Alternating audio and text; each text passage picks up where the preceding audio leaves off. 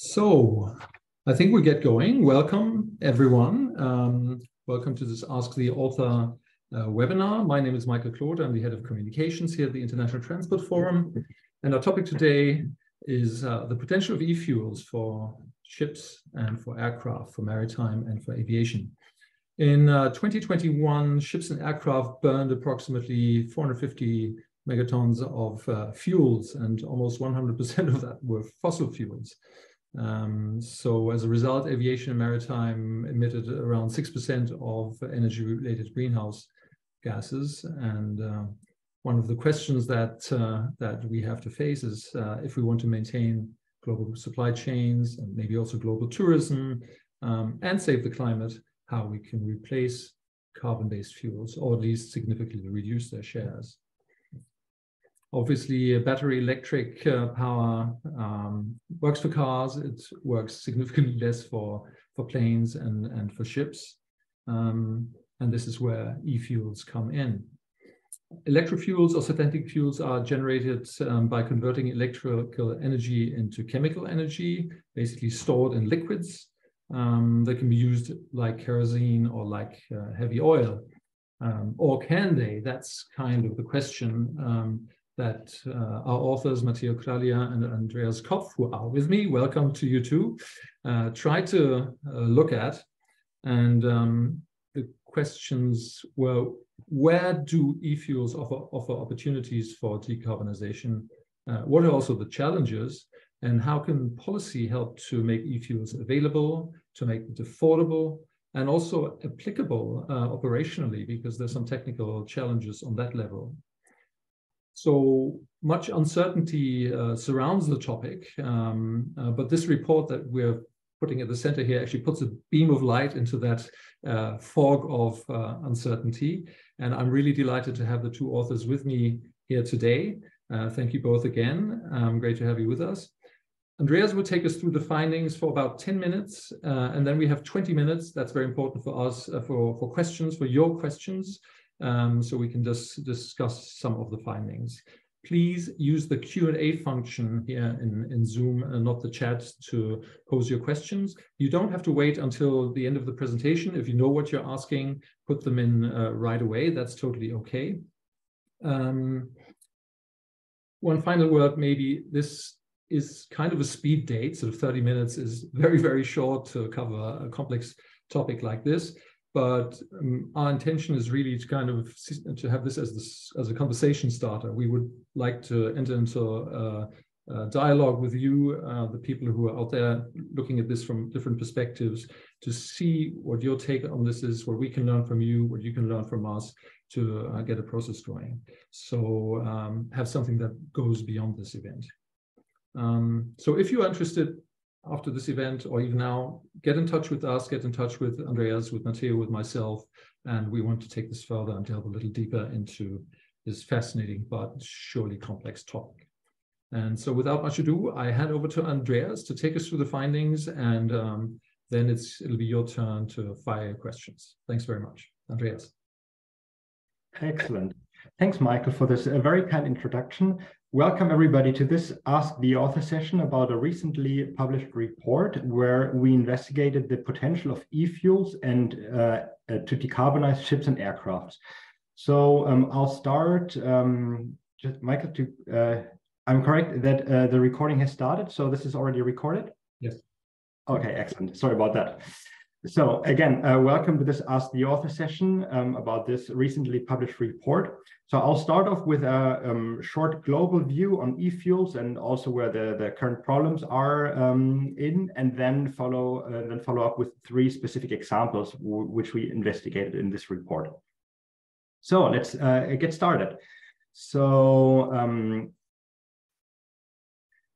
in order to decarbonize aviation and shipping, we need energy-dense fuels, which is mostly due to the range and energy requirements of these 2 sectors. And so the only potential alternatives are biofuels or e-fuels. And so in this report and also in this presentation, we're focusing on e-fuels. And synthetic fuels or e-fuels are synthetic fuels that are produced from ideally renewable electricity. And so there are generally two broad families where we can sort these e-fuels in. And so they are carbon-based fuels. And here I'll just highlight the major differences. So they are carbon-based fuels and non-carbon-based fuels, where the major feedstock is basically only hydrogen, which itself is already considered an e-fuel. And then the carbon-based fuels, which have CO2 as an additional feedstock. And so then there are the blend-in characteristics, which is the ability of use this fuel in existing energy technologies or in a refueling infrastructure, which is advantageous for carbon-based fuels because they are very similar to their fossil counterpart. However, the energy needs, they are usually significantly higher in carbon-based fuels compared to non-carbon-based fuels due to the additional post-processing steps and also due to the additional energy needed to source the CO2. So the take-home point from this global overview is that all e-fuels, they actually require hydrogen and renewable electricity as a feedstock. And so what's the problem about e-fuels? Why can't we just go and get started? So the problem is that e-fuels, they require substantial policy support. And so the policy framework has been emerging in, let's say, the last 2 years, most prominently in the EU and in the US. In the EU with the Refuel EU, which is part of the Fit for 55 package. And in the US, most notably with the SAF Grand Challenge, also with the IRA. And so, however, there's still a significant price gap between conventional fuels and e-fuels. And that means that we need policy measures such as carbon pricing to achieve parity of costs in the short term, but also in the long term, because it's expected to stay that way in the near future. And the second problem is that the technology is still in a very early stage of development, which means that we need technology neutral, or that actually technology neutral policy support may not be sufficient because the costs, they're just so much higher relative to other alternative fuels, such as biofuels, for example. So biofuels, they may play a role, but we don't know how big this role is due to concerns with sustainability and also scalability. And so that also means that we need targeted policies to kickstart the production now and to achieve economies of scale as soon as possible until we have some clarity. And so we need actually clarity for both in the market, but also about the future role of e-fuels, which role they actually will play. And so then let's go to like a first example, or the first main question is when do e-fuels deliver benefits, or under which circumstances they do so? So the idea is that e-fuels, they replace fossil fuels. And so then we would need to compare the greenhouse gas emissions from both fuels, which you can see on the right would be in the case of a conventional fossil fuel, which would be mostly governed by the direct CO2 emission from combustion. Whereas the major emission for e-fuels is related to the production from CO2 emission from the electricity production, which is needed to produce the e-fuel. But then we also need to account for other potential greenhouse gases at its respective severity if they are more harmful. And so if we do that properly, we need to do that over the entire life cycle. So throughout, let's say, the entire value chain of an e-fuel. And so there's excellent literature that we referenced to in our work, and this was done for an example for ammonia and shipping. So, and there are still some significant uncertainties if we would like to replace ammonia as a shipping fuel. And so if we burn ammonia, which is NH3, there are no direct CO2 emissions, but there are other very harmful greenhouse gases, such as reactive nitrogen, which then converts to N2O in the atmosphere, which is about 300 times more harmful than CO2. And so if we have a look at the entire value chain from production through transportation, storage, and shipping, there are some numbers available on leakage rates of this reactive nitrogen, which is especially here in the shipping and the end use has a very, very large range from 0.01 up to 1%, which is mostly governed by the well-functioning of the exhaust gas after treatment systems. So, but there are no leakage rates known for the intermediate steps for transportation and storage. And so then if we do the math, we know that a cumulated leakage rate of reactive nitrogen of only 0.4, about 0.4% would be sufficient to entirely offset the climate benefits we have from CO2 savings. And so here, while this is very well feasible, the take-home points here are that there are still significant uncertainties which remain, especially under real-world operation, which is related to the proper functioning of the exhaust gas after treatment system. And as this is mostly on open waters, that means that we need strict regulations, and we would need to enforce them as they are on open waters. And so let's go again a little under the, let's say, umbrella of life cycle analysis. We can also have a look on the circularity of carbon-based fuels. So we learned at the beginning that some e-fuels, they use CO2 as a feedstock. And so the origin of this CO2 is crucial to quantify the total CO2 emission that a fuel has. So for example, here, let's use let's say the base case for fossil fuel, which is you would have CO2 emission during the extraction of crude oil, then CO2 emission during the refining process, and during the end use. And so you can also use a process which is called direct air capture to extract atmospheric CO2 and then make a fuel out of that. And so if we extract as much CO2 as we then would emit during production and the final use, we could, in theory, have a low carbon sustainable fuel if this is produced with only renewable energy. So, however, if we do the same thing, if we use CO2 from a CCU feedstock, which is a carbon capture utilization, this is when we extract CO2 from industrial point sources, just such as cement or a power generation plant, then we see in this graphics here that we still have a net addition of CO2 to the atmosphere. And so this is really important when it comes to the allocation of carbon credits, because we can either claim green cement or we can claim green fuel, but we cannot do both, or at least not at 100%. And so the take-home point here is that we need very clear allocation of carbon credits to avoid double counting, for example, and that duct-based fuels, they can be the most sustainable ones if produced with renewable electricity. Then, continuing with renewable electricity. So we also learned at the beginning that e-fuels, they require large amounts of electricity. That means, as a consequence, that the greenhouse gas emissions of e-fuels, they strongly depend on the carbon intensity of the electricity mix, which is used to produce this e-fuel. And so we referenced some work where we compared the life cycle greenhouse gas emission of several fuels, so which you can see here on the left, or as a function of the carbon intensity of the electricity mix, which you can see here on the x-axis, from on the left very dirty to on the right very clean energy mix. And so you can see here the dashed lines are fossil fuels, and you can see that they are mostly independent of the carbon intensity of the electricity mix because they don't require a lot of electricity to produce.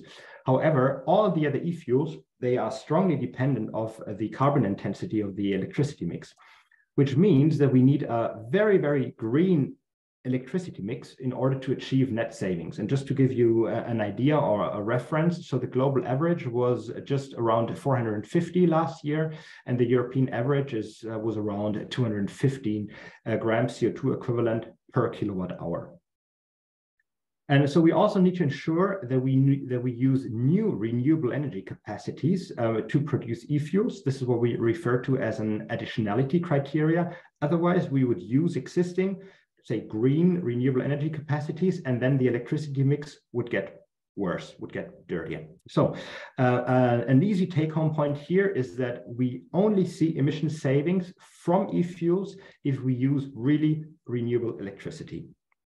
And so from this work, we extracted some policy recommendations, which I would also like to highlight here. So there's a significant cost gap. So we need measures like carbon pricing for shipping and aviation in order to bridge this cost gap. Then we need to scale up the production of low carbon e-fuel through targeted policies. So we need to do that now, to kickstart production now, to achieve as soon as possible economies of scale, and to have clarity about the role that e-fuels may play.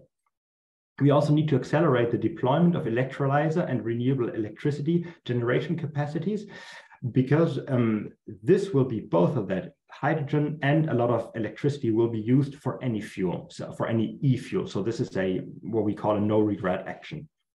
And then lastly, we need to regulate the life cycle emission intensity of e-fuels, which in the case of ammonia would include non-CO2 emissions from N2O or from reactive nitrogen in the case of ammonia. So we would need stringent additionality criteria to ensure that the electricity mix does not deteriorate if we take renewable electricity capacities. And we also need a very clear allocation of carbon credits to avoid double counting. And that's already it. I agree with you that this is a super interesting and a fascinating topic. And thank you very much for your time, that you joined us, that you want to learn something about our work we did. And now I think, Michael, I think we have 20 minutes to exchange with you, which we are more than happy to do so. Again, thank you very much for your time and for your attention. Thank you, Andreas. You did all the work of condensing this immensely complex topic into a very nice, sweet presentation. Quite technical. I have some, as a layman, would have some probably high-level questions, but I understand the audience is mixed and very expert, as I can see from some of the questions that I have in the chat. If you have questions yourselves, please now put them into the Q&A, and we'll try to get through them. We have a little less than 20 minutes, but let's see how many we can get.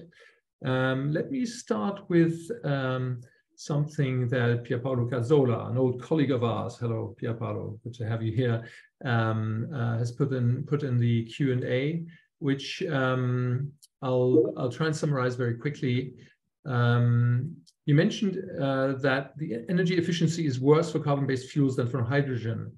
How about the significant energy losses that exist in the transport, storage, and distribution phases for hydrogen and not for the e-fuels? Have you factored this in?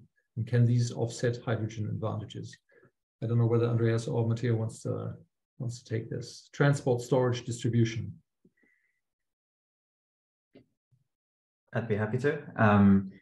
I think it's a very good question, and it also emphasizes the whole point of thinking about things across the full supply chain of how much energy is actually going to be needed, because there are lots of energy inefficiencies throughout the supply chain, both from the production and the downstream use, and this varies between the different fuels.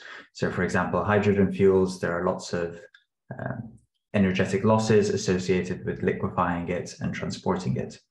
But broadly, for carbon-based fuels, they are very, very energy intensive to produce, particularly when they're produced with direct air capture. I think, Andreas, you had a slide on this as well.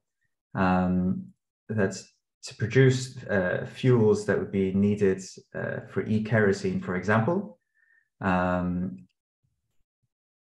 To make the fuel for an average-sized aircraft, you would need the equivalent of 30 to 80 football pitches worth of solar panels, just to show how much energy would be required upfront to fuel DAC processes, and that would then be needed to make an e-fuel. And that requires a lot of energy, even more than would be used in an equivalent non-carbon-based fuel.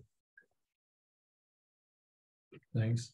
I think the share of e-kerosene now is 0.1% of fuel, something in that order of magnitude. Is all of this realistic? I mean, I'm reading about operators kind of promising that they will reach a share of X by 20 whatever. From this, what you're showing me, that seems a bit like a pipe dream. I mean, even given a policy scenario where things are in place that accelerate the rollout, accelerate the development, tackle the technical difficulties of application. Is this realistic? It's definitely going to be challenging. And something we emphasize in the report is that it's going to take a long time to scale up. In particular, it's going to be bottlenecks in how quickly we can scale up electrolyzer capacity and renewable electricity generation. One challenge is that we don't have a huge alternative. If we want to decarbonize shipping and aviation, e-fuels are expected to play a significant role.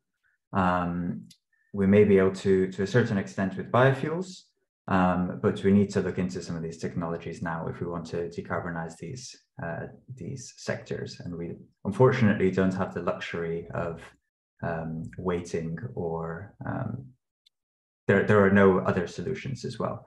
But it also emphasizes that other measures such as mode shifting away from aviation where possible should be actively considered. Yeah, so this is not the silver bullet, definitely. Actually, on the energy, Dimitris Monioudis asks a question that is quite interesting. Please clarify if fuels produced by nuclear energy are considered green e-fuels. That's another big debate, I guess. So in terms of the carbon intensity, this would be definitely greener than from any other, from let's say conventional coal or gas. But there's also a carbon intensity allocated to the production of nuclear electricity, which is, I think, in the order of 30 grams. I might be wrong. Just yes, this will be definitely way more sustainable, but this is also not zero carbon. Another question here from Alan Lewis coming in. Whose responsibility do you think should it be to control the accurate attribution of carbon credits? So to avoid the double counting, an open access certification scheme, or should it be legislative? I think it has to be down to governments to set up the framework. Ideally with as few, make it as relatively easy and not too much red tape, so they can be easily applied. And that, I think, is wherein the difficulties really lie. There has to be these some life cycle criteria to steer business towards sustainable practices without creating excessive burdens. Definitely here also additionality criteria are very important. Ideally, they should be applied without increasing too much red tape, but without them, they could seriously jeopardize some of the carbon credentials of these e-fuels as well. Can you just explain what additionality criteria are? I don't think we kind of made that. Mm-hmm. Sure. It basically, sorry, go ahead, Andreas, if you want. Basically, to produce an e-fuel, you need to use some electricity. And it would be essential that new renewable electricity would be used to produce these fuels. If instead these fuels were made simply with grid electricity, then any benefits that the carbon fuel would have in terms of emissions reductions would be offset in other uses of electricity. Households would end up using dirtier electricity. So it's very important to ensure that new windmills, turbines, solar panels are added to the grid to specifically for the purpose of producing e-fuels, and also that the electricity is produced at the same time that it is consumed. We reference a couple of leading studies in this within the report that have done a lot of the modeling around this to really show how essential this is to have low carbon e-fuels. Thanks. In that context, let me pick up on a question that's come in from Patrick Edmond, who's maybe this is slightly out of scope, but it's still very, very relevant. Namely, there's this huge demand for renewable energy for a lot of different sectors, heavy industry, transport, others. And there won't be enough. So are there criteria that governments should apply, could apply to kind of allocate this scarce energy? What case could transport make to get the green energy? This is an excellent question, because this is a huge problem. So there's let's say two problems allocated to that. If we would like to start with e-fuels now to get some research and development done to get economies of scale, we would need to start to produce it now. However, as you mentioned, there's not enough electricity available. And then we would need something like a, let's say, a merit order where we can have a carbon saving per, let's say, kilowatt hour of installed renewable electricity. And this is something where most agree that we need like this merit order. However, this is quite complex, and we agree that this is something, or we would like to have a look into it in the future. And so this might be some future work to quantify that. I'm just going through all the questions that are streaming in. I hope we can get through a number of them. Let me see. Xavier Fron asks, what about a carbon added tax to ensure accurate allocation and avoid multiple CO2 taxation? Same principle as VAT for added value. In principle, it's a great idea. And there are various different mechanisms that that could take place. We've recently at ITF launched a report also on carbon pricing in the shipping sector, which I think one of my colleagues will probably put in the chat, that looks into this of various different frameworks that could be used to add this, because I agree that it would definitely be one of the best ways to go about including all of these damages that fuels produce within that. Mm-hmm. The exact form, and there's quite a lot of debate about this. Mm-hmm. Katarina Herkendell asks, are there upcoming technologies that can compete or even exceed the performance of DAC to provide scalable green CO2? Do you see, there's a second part, do you foresee the sustainable carbon source to be a bottleneck compared to the very advanced green hydrogen production technologies? Do you want to take this, Andreas, or should I? You can go ahead. So exceeding the performance of DAC, related to this is what is the carbon source and how sustainable is that carbon source? So in principle, in terms of getting CO2 for use to make into an e-fuel, even carbon capture and utilization, capturing from existing industrial facilities, in one aspect is potentially cost effective and energy efficient. The problem is that the carbon that is captured is not necessarily very sustainable. Conversely, DAC is kind of the opposite, in which the carbon that is sourced from the atmosphere is sustainable, but it's quite energy intensive. So it's always this trade-off, I think. And another aspect that we haven't really, that we sort of considered out of scope in this report is carbon from biomass as well, which is definitely can be used to then create a synthetic fuel. And again, there are lots of questions around the sustainability criteria of that biomass. So it's all really trying to understand, I think sustainability is at the key to these questions of which is the best source to prioritize as well. Thanks. We don't have a lot of time left, and there's still a few questions. So I encourage everyone again to get in touch with the authors in case we don't get to treat their point. In any case, we're only able to scratch the surface here. One thing we haven't really talked about very much is the question of the vehicles, of the aircraft, of the ships, and the technical capabilities that they need to have to use certain of these fuels. And Roberto Astolfi asks this. Does the use of e-fuel require the use of e-fuel compatible aircraft and ships? I think we can answer that with yes, for some of them at least. If yes, how long will it take to develop the fleets able to use the e-fuels? Is there any evidence on the emissions associated with the replacement of traditional fleets? So yes, this is one of the main questions, because even let's say if we want to be net zero by 2050 and we have a so-called fleet turnover rate, this is when a fleet is Oops. Hello. It seems like we've lost Andreas.